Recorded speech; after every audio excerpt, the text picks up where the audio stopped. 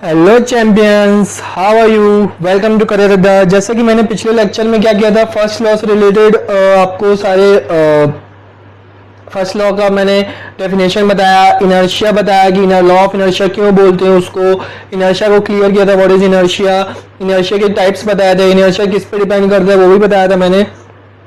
अब इसके कुछ क्या करते हैं हम, इनर्शिया टाइप्स के हम एप्लीकेशंस देख लेते हैं। तो फर्स्ट एप्लीकेशन क्या लिखा हुआ है, शार्पनिंग ऑफ नाइफ।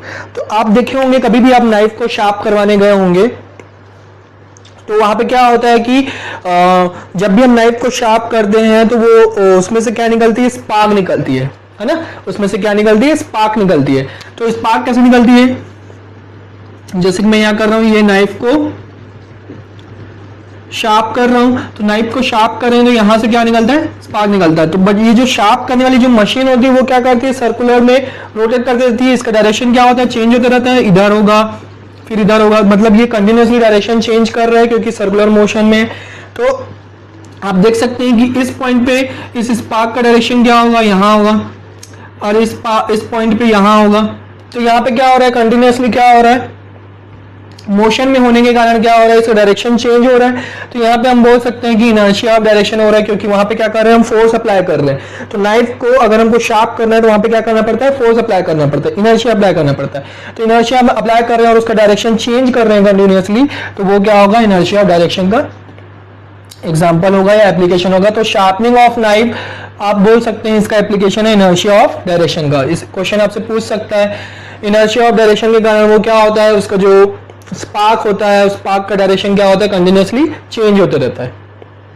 अब सेकेंड एप्लीकेशन क्या है, फॉल्स फॉरवर्ड फ्रॉम बस और ट्रेन। तो जब भी क्या होता है, बहुत सारे स्टेशंस में आप लोगों ने देखे हुए कई लोगों को कि स्टंट करते हुए रहते हैं, स्टंट करते हैं, या फिर किसी को जल्दी उतरना रहता है तो ट्रेन अगर इस प्लेटफॉर्म पे पहुंची नहीं कि पहले ही कूद जाते हैं, है ना। ऐसे लोगों को आपने देखा होगा, बहुत सारे लोगों को जो अपने आप को सलमान खान समझते हैं, है ना। तो यहाँ पे क्या होगा,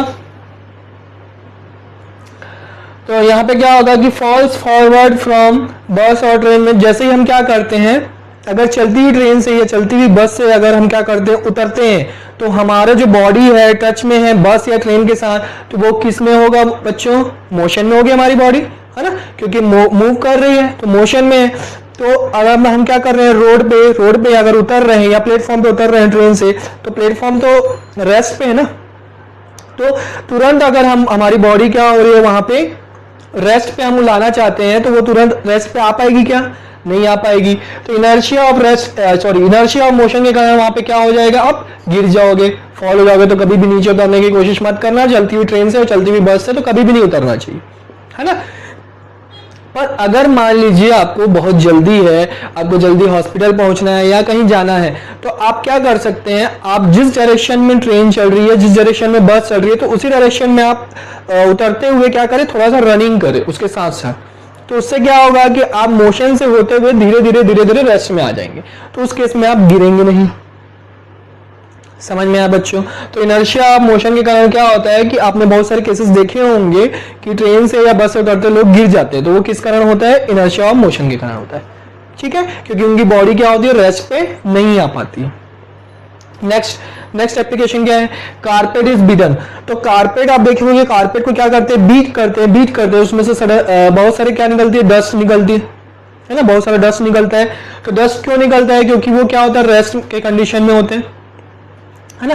पर हम जैसे कारपेट को बीट करते हैं तो कारपेट तो क्या हो जाता है, मोशन में आ जाता है, उसमें वाइब्रेशन हो जाता है, वाइब्रेशन स्टार्ट हो गया मतलब मोशन आ गया।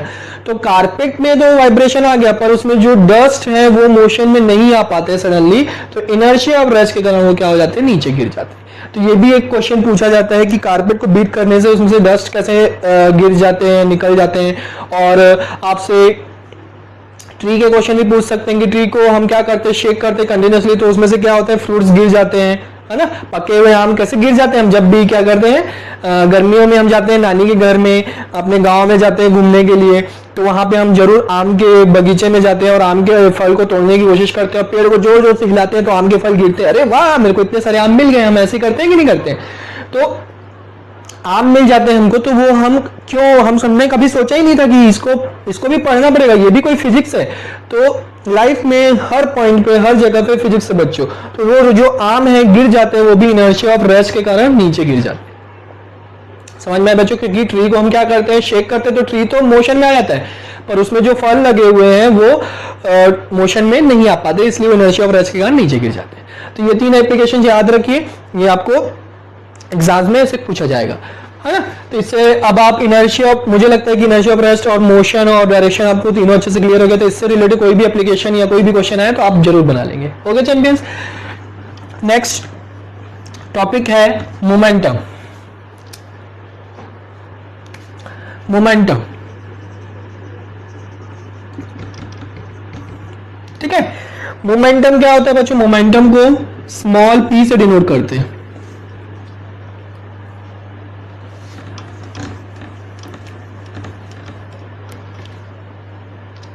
मोमेंटम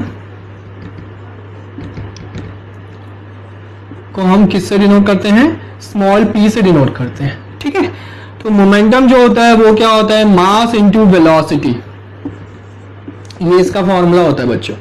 तो मोमेंटम की डेफिनेशन भी अगर आपसे पूछे तो आप यही लिखेंगे। आप फॉर्मूला याद रखिए, डेफिनेशन आप किसी भी फिजिक्स में किसी भी टॉपिक का फॉर्मूला अगर आपको लेना है तो आप डेफिनेशन आप बना सकते हैं। तो डेफिनेशन इसकी क्या होगी? Mass and product of mass and velocity is called momentum, है ना। तो ये हमको मोमेंटम क्लियर हुआ। अब मोमेंटम क्या है? जस्ट लाइक अ फोर्स बच्चों, है ना। जब मैं आपको सेकेंड लॉ समझाऊंगा तो मोमेंटम आपको और अच्छे से समझ में आएगा और एक एप्लीकेशन बताऊंगा। अभी आप क्या कीजिए, इसके फॉर्मूले, इसकी यूनिट याद कर लीजिए। तो फॉर्मूला होता है m इंटू वी, मतलब mass into product, mass into velocity. और मोमेंटम क्या होता है? मास की यूनिट क्या होती है? kg, या हम ऐसा ही यूनिट लिख रहे हैं kg। वेलोसिटी की यूनिट क्या होती है? मीटर पर सेकेंड। तो इसकी यूनिट क्या बन गई? kg मीटर पर सेकेंड, है ना। और अगर सीजीएस देखेंगे तो सीजीएस में क्या होगा? kg की जगह क्या लिखेंगे? ग्राम। मीटर की जगह क्या लिखेंगे? सेंटीमीटर पर सेकेंड। तो इसको मैं क्या लिख सकता हूँ? ग्राम सेंटीमीटर पर सेकेंड। तो मोमेंटम का ये आप फॉर्मूला और यूनिट याद रखिए, और मैं जब सेकंड लॉ क्लियर करूंगा आपको तो ये अच्छे से और क्लियर हो जाएगा। इसके नेक्स्ट लेक्चर में मैं सेकंड लॉ करवाने वाला हूँ। ओके चैंपियंस, प्रैक्टिस करते रहिए और थ्योरी को रिवाइज करते रहिए। Bye bye, take care, see you in the next lecture.